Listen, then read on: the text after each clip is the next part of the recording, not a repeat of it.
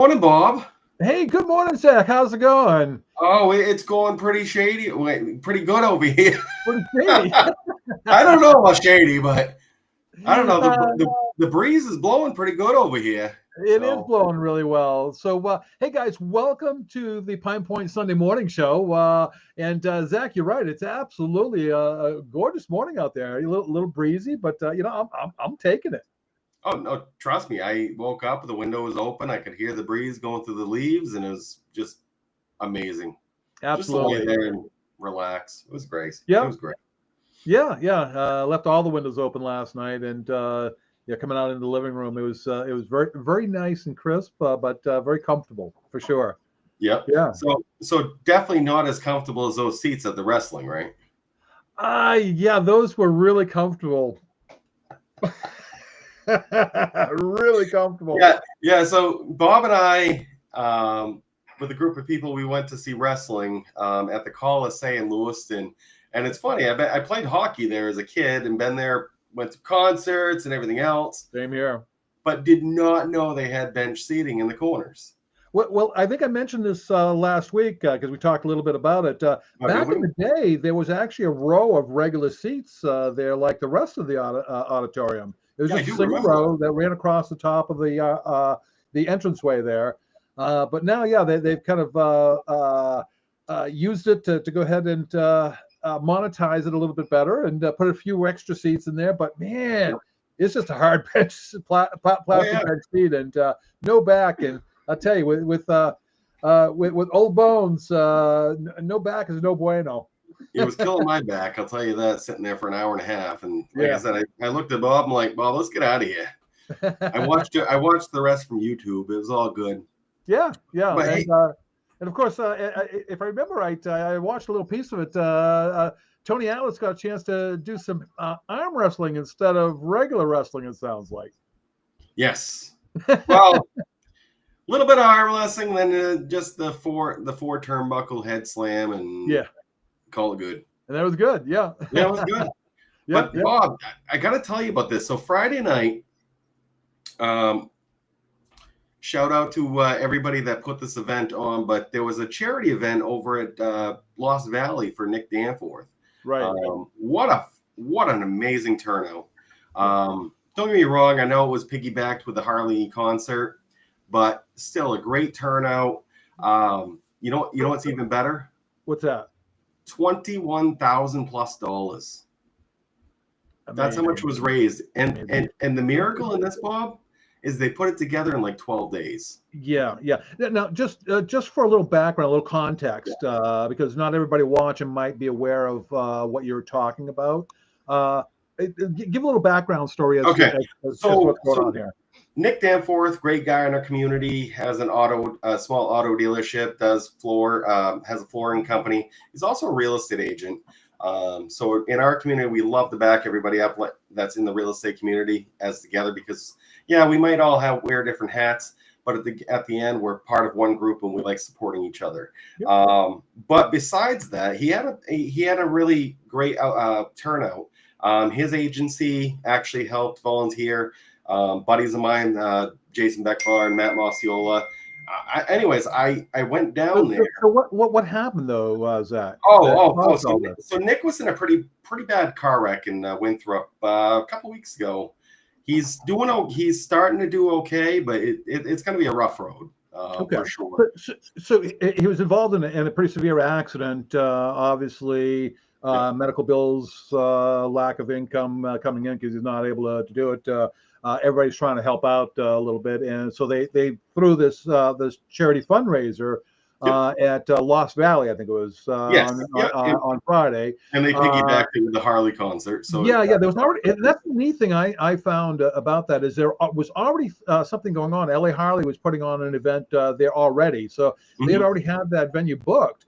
And Lost Valley and LA Harley, thank you to both of them, were able to actually work with the group that put the charity together and allowed us to actually piggyback on their event as well and be a part of it. Big shout out to both LA Harley as well as and also Travis Dow and Maine Real Estate Experience too. They exactly. they put that all together. Like I said, Travis awesome. He puts on the home show also in the spring. Great event coordinator. So if you ever need help in an event, definitely give him a call. I think it's Dow Media. I got to double check. Yeah, it is. Yeah. Travis Dow, great guy, good friend of mine now. We've been, like I said, I met him at the home shows, and we've been talking ever since. But back to the charity event, though, you said that they collected a really good amount of money to help out. Oh, yeah, we made about it was about $21,000+ they announced. It was really cool. So they had a silent auction going on, and they also had one of the ones where you just buy tickets and you put your ticket in the bucket. Kind of a raffle type thing. Yeah. So I was helping out. So I went down there just to visit. I ended up helping out. I love helping anyways. I love just socializing, seeing what's going on. I love people watching too, to be honest. Well, you're usually the guy that everybody comes to and says, "Hey, come on, come give us a hand." Oh yeah. You volunteered for enough things over the years. I think that might be part of it. Yeah. No, I like it. It's fun. It's not really hard work, but you go down there, it gives you something to do. Makes you feel like you need it. Yeah. Unfortunately, I had a prior event that night. Otherwise, I'd have been there. I would have loved to have supported as well. But glad that you were able to actually get down there on behalf of our agency and represent us at least. But I gotta say this though. On the funny part of this though, some of the things they had down there, and honestly, businesses around Maine, thank you. You know who you are for donating all the items that you did. There were some very, very substantial giveaways there. We're talking $500 here, $500 there.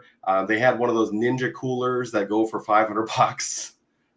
They had a lot of big items there, including $500 to the nightclub in Bangor, and you know what nightclub I'm talking to.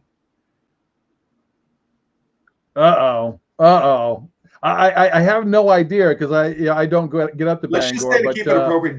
I've got a feeling. A gentleman's club. Let's call it the gentleman's club. Yeah, I had a feeling for some reason. So there was a $500 gift card up for silent auction to the gentleman's club in Bangor. Also, there was like $250 to Jersey Mike's. I could use that one. Although, on the contrary, they're coupons. It was a $250 coupon book. Buy one, get one free. Coupon book. But still, it works out. Jersey Mike's a lot. So if you can go in there and buy one, get one free, it works out pretty good. Absolutely. But the other one, there was one where they were giving away tickets to the rodeo at the what is it called? What's the center called? Anyways, the Cumberland County. I think it was down at the Cumberland County Civic Center. I'm trying to think what it's called now. Cross Arena. Anyways, they were giving away tickets for that, but on the slip, it was funny. They wrote Bulls versus Broncos. Bills versus Broncos. Bills. So we were all trying to figure out, like, shoot. I'm like, is it going to be in Denver or is it going to be in New York or Buffalo? Right. But the funny thing is, it was Bills in Bronco, like N Broncos, like an N between the two. When I saw that, I'm like, okay, I'm like, come on, it can't be Bills versus Broncos. Who's going to buy tickets to a game for a local event? That's way the hell in Buffalo. Okay. Yeah, right. It didn't make any sense. Anyway, come to find out, I looked up who donated it, and I'm like, that's a rodeo.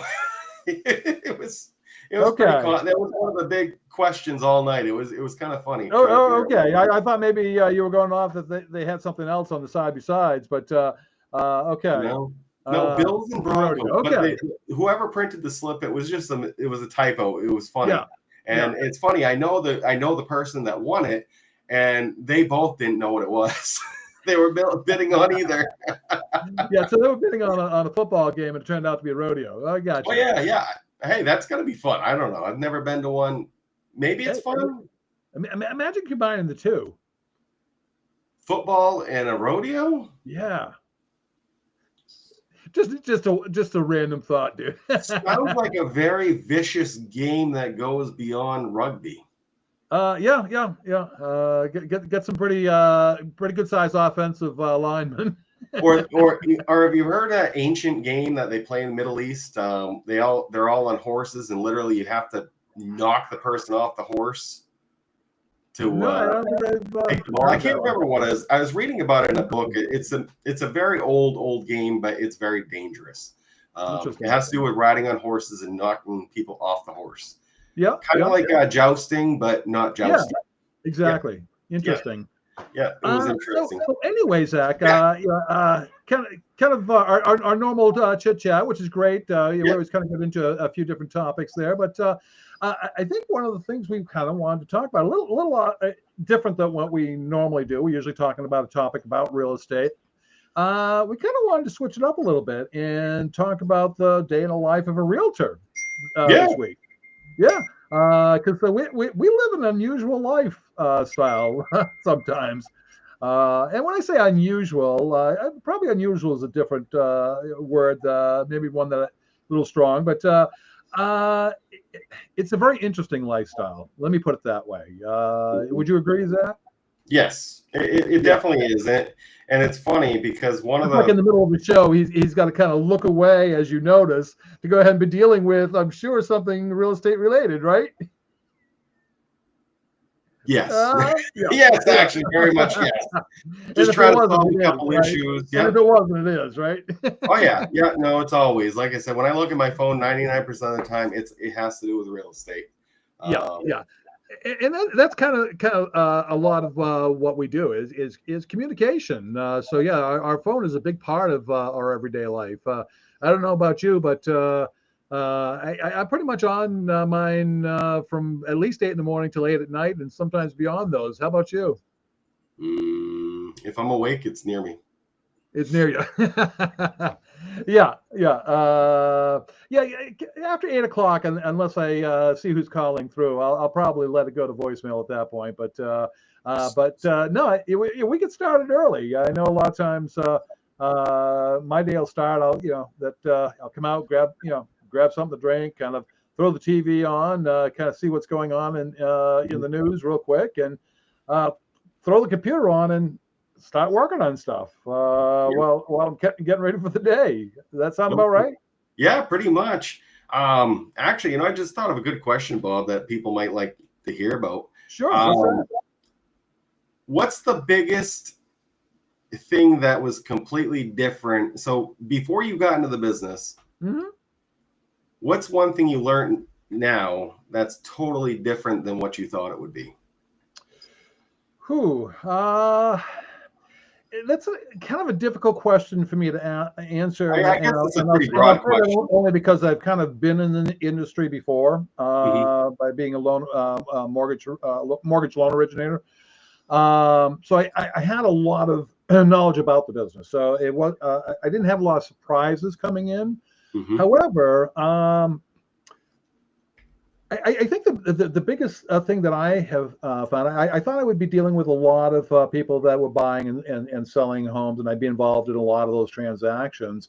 And I'm finding myself more and more as my time goes on in the industry being involved in transactions like that. But I would say that 85% of the transactions that I do are with first-time home buyers. And working with first-time home buyers is, I think, the biggest takeaway that I've taken from this, as far as probably the biggest piece of enjoyment that I get.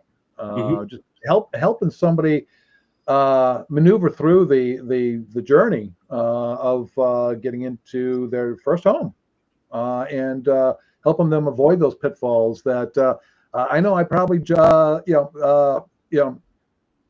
hit a few myself as I was going through with my first home purchase, which was many years ago. But no, I remember back to those days when I bought my first house. I mean, I'm going to date myself here, but it was way back in 1983. I bought a 3-family apartment building with VA financing, Main State Housing. I didn't put a penny into it, so no money down, no closing costs, because I had the seller pay all the closing costs at that time. That was the norm. And so I bought it for $38,500, a 3-family apartment building. Probably put about 20 grand into it 2 years later, sold it for $20,000 profit, and basically lived there for rent free. My experience in real estate as a first-time home buyer was amazing, and I love helping people get into their own, their own dream. Yeah. No, that's awesome. I've helped people do that with cars and other things in the past, in my past careers. Same with marketing, help people develop their businesses. But I think just working with first-time home buyers is probably the most rewarding thing that I get from this business. Oh, that's awesome. No, and honestly, that is a very common one. And first-time home buyers are awesome because the biggest reason is they've never bought a home, they've never owned a home, and I don't know if you remember, because I don't know, at least for me growing up, I always saw buying a house as a huge thing that might never happen. Mm-hmm. You don't know if you can. Yeah. No, you're absolutely right. And the second that you do, you're like, holy moly, I just bought a house. Mm-hmm. Yeah, and it gives you a totally different feeling of, when you have that ownership. Now you have that responsibility on your shoulders, and hopefully can see the value of building equity in your property, and building a little nest egg for yourself down the road, or and I shouldn't say or, I should say for that future, because like I tell a lot of my first-time home buyers, this first home, even though you're going to love it, you'll always remember it. Okay, it should probably never be your forever home. It's funny you bring up the forever home, and it's funny because you talk to many people, and that's one of the first things most people do, saying like, "Oh, I'm going to be here forever." Yeah, exactly. Although it's starting to swap, I'm finding through generational. Now the younger generation is kind of on the context, but yeah, I'm not going to be here forever. 5 years, maybe 7 years. Well, and that's the thing. I mean, we realize by statistics that the average family moves every 7 years. I mean, that's just the statistics. So we realize that people, even though they might think, I don't want to be here forever, that rarely happens, especially if you're a younger person. Yeah. So a lot of times, I think first-time home buyers get caught up in trying to find that perfect home, because they're thinking forever home, and they're putting in this big investment. They're going to make sure it's the absolute perfect home. Mm-hmm. And unfortunately, by doing that, that perfect home, when your budget is here, usually winds up being here. And the only way to get here is to, unfortunately, start here. So getting a first-time home buyers, I think, to understand that and how to differentiate between needs and wants can be a big thing, because a lot of those things that we look for in that perfect house are not needs, they're wants. Mm-hmm. No, for sure. And then the other variable here is, like I said, I know when I started, you could go house to house trying to find every checkbox. Yeah. But the other variable here now is that with today's current market and pricing and everything like that, you really got to hone in on what you really need. Mm-hmm. But at the end of the day, the one thing I've learned is if somebody chooses a property based on the house itself, I'm going to get a call probably within 2 years. Mm-hmm. If somebody buys it based on location, probably 7 years or more. Yeah. Regardless of the house. Remember, the house you can change and you can adapt to. Location, that's going to bug you regardless. If you're in the wrong location, you don't like it there. Mm-hmm. Every day you're going to wake up saying, what the heck did I do? Why did I sign that paper? Yeah, so I've had a few instances. I think I had one just the other day, actually. A couple was looking for something that was a bit remote. This house actually sat away from the main road by a fair distance, but sat up on a hill a bit. Yeah. And even from the house, even though it was probably quarter mile up the driveway, you could still hear that major road and cars screaming back and forth. And they had made an issue about the fact that they didn't want that kind of atmosphere, but they really loved the house, and they were really sold on the house. And one of those things I needed to remind them was, is that what you're going to want to go ahead and deal with? I got to make sure I point right. Is that what you're going to want to deal with, each and every day when you're trying to go ahead and get some peace and quiet? Yep. No, for sure. Like I said, I know for us, we've been fairly lucky with our homes. It's funny, my second home in Lewiston, I didn't realize how great the location was until I got there. Like 5 minutes from everything. It was awesome. But we kind of grew out of it. I grew in a place where I wanted more privacy, especially at the end of work. I'm that type of person that I love being around people. I love going to events like that. I love talking to people. But when I come home, I'm the opposite. I just don't want to. So it's funny. Any street I live on, you probably will never see my sign. The next street maybe, but not the street I live on. Not yours. No prospect on my street for a reason. Don't want them knowing exactly where you live, right? Well, no, it's just that's the trouble. One thing goes wrong, somebody's mad, you got to live next to them. Yeah. So almost like selling to family. Yep. Everybody talks about living in. Well, give it a little distance, so we're good. Oh yeah. But yeah. So how about yourself, Zach? What would you say is probably one of the things that sticks out in your mind about your real estate career, or your day to day for that matter? One thing I love is day of a real estate agent, right? Yeah, don't get me wrong. The day to day for me is it's more. It matters what day of the week it is. Like for me, certain days I do I do the same thing on Monday, Tuesdays every week. It's all paperwork, trying to update files, update customers, checking with loan officers, checking with this if I have anything going, or if there's nothing going, I'm adding more prospecting time. Or where I am the owner of the company, I am also building the company, trying to find other ways, brainstorming, researching, trying to help agents. And sometimes I don't even get a day because I'm helping them and I'm helping my customers. And the phone just doesn't stop ringing. Luckily, I have my wife because I couldn't do it by myself. I'll tell you that. Oh, you could. It would just be a lot more difficult. You wouldn't have any video time. No. I probably would. I'd make time. You wouldn't have any game time. No gaming time. I haven't had gaming time in 2 weeks.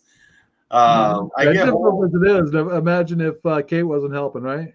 Yeah, no, for sure. Like I said, I was working until about 8:00 last night. So some days, some weeks it's sun up to sundown. Some weeks you literally work 2 hours a day, and then you're trying to find stuff to do. So I mean, basically, in the course of one of our days, I mean, so some of the things that we kind of do, sometimes we don't realize that we're doing them on a daily basis. But obviously, checking in with clients. I mean, that's one of those things that obviously we're doing probably 7 days a week. Or trying to find more customers. Or prospecting for additional ones. Exactly. So, and that kind of runs off into the marketing piece as well, because obviously we want to keep our names out there so people hopefully when they think real estate, think either Zach or myself or one of our agents at our agency to talk to. Like we say all the time, talk is free. We want you calling us. Okay. So we have to put those things in motion as well. So, we do Facebook, we do YouTube. Matter of fact, we're doing a Facebook Live right now. And one of the reasons we do this, kind of allow you to get to know us, get to know a little bit more about what we do, but also give you little tidbits and education, because I think both Zach and I are really big when it comes to our clients with education. We really feel that the more education we can provide our clients, the better off they are, and the better situation they're going to put themselves in. And honestly, at the end of the day, that's our job. Our job is essentially to look at every avenue that any decision that our client makes, what is going to be the repercussion, what's going to be the benefit. Kind of trying to foresee everything that could happen. Yep. And one of the benefits to working with us, especially with an agency that's been around for a while too, or agents that have been around for a while, or even new agents have us, seasoned agents, to piggyback on and trying to figure things out, especially when new situations come up. I know for me, I've always been a big on If you don't know it, ask a question. Right. That's what I do. I don't claim to know everything. I Mhm. do know a lot of stupid things too. Yeah, you've been around for a little bit, but that's the biggest thing is just knowing and then taking that knowledge and looking at your buyers or sellers options and saying, hey, okay, so if we do this, this might be the end game. If we go do this way, we might have something open here, more to work with. It comes into negotiating. It's knowing how to negotiate, knowing how to take your clients' wants and needs mm-hmm. and read the room on the other side so you can go over there and get what they need and know how you're going to have to talk or words or different scenarios and different avenues to take to get to what your client wants. Yep. Or having the guts to go back to your client saying, I'm sorry, it's just not going to work. We're not here to make decisions for you. I think that's what a lot of people miscomprehend is we're not here to make the decisions. We're here to guide you. And at the end of the day, when you're working for a client and the opposite party is kicking and screaming, blaming it on us, it's not us. It's the customer. We're here as a buffer zone. One of the reasons why we're here too is when you do such a large business deal as such, 99% of these transactions are. Yes, we have a couple listings right now like $6,600. Nothing like that. But when you're talking over $100,000, people get emotional, especially if they're selling something they've lived in for years. They love the property. It's much more valuable than money. So in their equation, it's priceless. So then we come in and we have to be the business people. We have to say, okay, we love it. We're there celebrating with you, enjoying it, listening to the stories. We love that. Probably one of the best part of the jobs is going to people's houses, talking to them, listening to them, having them show you about their life. You get to learn about all these different people's lives, get to meet cool people, learn new things, hear about different avenues. I've heard about more jobs in my 15 years here I didn't even know existed. The other thing I love is going into old houses and seeing all the stuff that's there. Yeah, that's always really neat. I actually went into a home this weekend, this past week, I should say, and it had like 5 or 6 big, huge spinning wheels to little miniature ones that are all antiques and looms and stuff like that. The person was real into the textile stuff, but the things were just cool. I've never seen any like that, and she had some really big ones there too. So that was an interesting thing. Yeah, they probably were 100 years old each. Like I said again, Bob, this is why I love this career so much. Yeah. You just never know what's going to happen tomorrow. Yeah. Yeah. You never know what's going to happen today. Never mind tomorrow. Yep. You just never really know, and it's so exciting. I guess if you're a planner, probably not a good career, but if you're a planner too, you do planners do make good agents too because they're very put together. They have everything to a T. I think this is actually a good job for a planner as well. It's just you have to be a little flexible. Yes, with it. You have to be very flexible. Yeah. It almost goes back to one of the biggest reasons why people tell me they get into the business is for that flexible schedule. Yeah. It's no. To realize that sometimes it's not as flexible as you'd like it to be. No, and that's the issue. You got to realize that you're busy. Everybody on the other side of the phone expects you to be available all the time, regardless. When they're off the clock, when we're the client, right? Yeah. Well, yeah. Well, it's true. Like I said, our weekends don't count for anybody. Our weeknights don't count for anybody. Our mornings don't matter. We need to be available. Well, not really, but if you, like I said, if you set the precedence, it's all set. You're okay.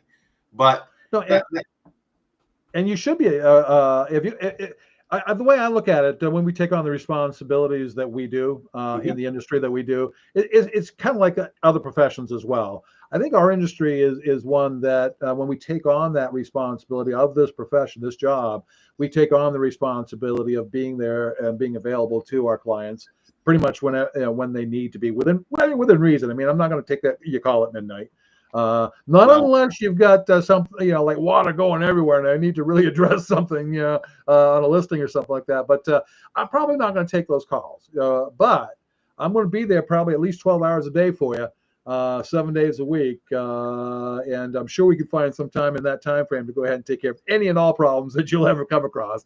Oh yeah, no, for sure. Like I said, we're here to help. Like I said, if we don't have the answer, we're here to find the answer if we can. Unfortunately, I have run into situations where there is no answer. It just sucks.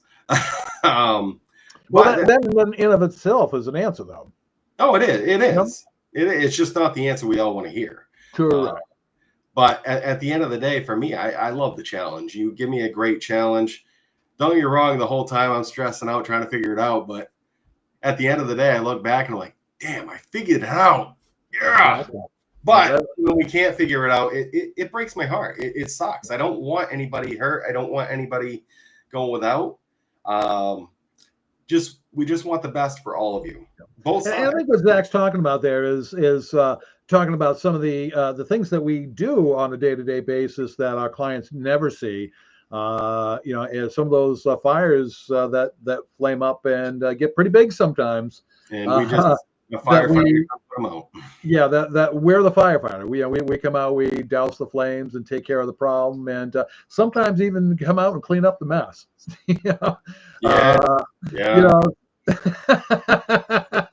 But hey, that's all part of the day in a real estate agent. Like I said, you just never know what you're going to be doing. You just never know. Yeah. But so closing up here, Zach, I think we kind of want to close the program with the fact that this is a really great industry, a really great profession. We're a really great community. I think, this is my second agency that I've been with, and I'm, and Zach, kudos to you and management.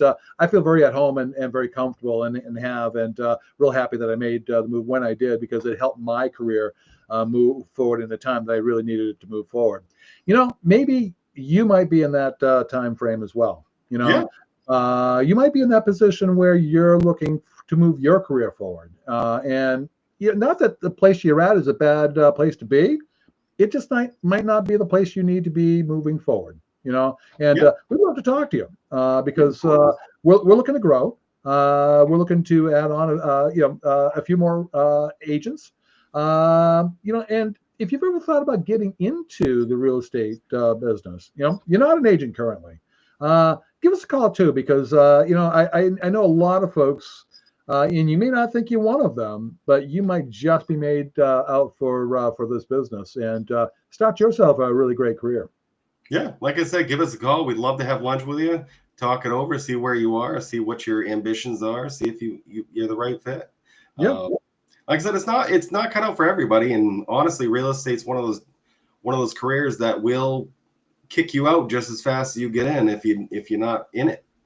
If you're in it for just the money, which unfortunately, because people hear real estate agents are always rich, and that's not always the case. Top agents might be, but that's not the average. Yeah. You have to work at it. You really have to work at it if you want to make some decent money in this business, like any other career. And honestly, at the end of the day, if you see a rich agent, praise them. Say, hey, you're doing a kick-ass job, because it's not an easy job. It's not one of those jobs you walk in and make buco bucks overnight. If you know a bunch of people, that's great. Your first couple of years will be great, but if that's all you know and that's all you're able to pick up, you're not going to last long after that. But one of the nice things that we're able to offer at PinePoint too is, and I think that one of the biggest things, which again helped me out greatly, was the training, both as a group setting as well as a one-on-one setting, to assist me to move forward and get the knowledge that I needed to go ahead and help my clients out. Always having somebody there to go ahead and be able to call to get a question answered, even when I'm out in the field face to face with my client. So those all things that that you will find at PinePoint, which are, I think, a big benefit, because unfortunately not all agencies are that accessible. Very well said, Bob. Very well said. Thank you. Yeah, I know, you're very welcome. And the other big thing, and I'll be honest with you, I'm not a cold caller. So if you're kind of in that same position, you say, "Man, I could never do that. I could never just pick up the phone and call people like that." Okay, you make more money doing it. I'll tell you. I mean, you're getting from more people. Okay, but I'm not a cold caller. Never have been. Hate it. All right. We also provide leads. Okay. Yes. So that's a big thing. If you're not that kind of person, So if that sounds like you, give Zach or myself a call. We'd love to talk to you and see if this might be a good fit for you. Yeah, definitely. Like I said, phones on around the clock. Might not answer past 8 if I'm awake. If I'm awake, I'll answer. Bob knows that. He's called me at 9:30 at night. So. Hey, if you got that call from the client and you got to take care of a fire, we take care of the fire. Of course. That's what we're here for. Yeah. But I don't know about you, Bob, but I think we should let them go for the Sunday. We got a little excited, got a little over 30 minutes, but you know what? It's great spending Sunday morning with you guys. Enjoy doing it. And I know a lot of you don't join us on Sunday morning. You kind of watch us in replay, but that's okay. But yeah, take a chance on Sunday morning at 11 o'clock. Join up live. We'd love to see you. Love to talk. All right. Hey, and talk is free. Call us and we'll talk too. We'll meet up. Let's Absolutely. Till next time, guys. Expect an amazing day. Take care now.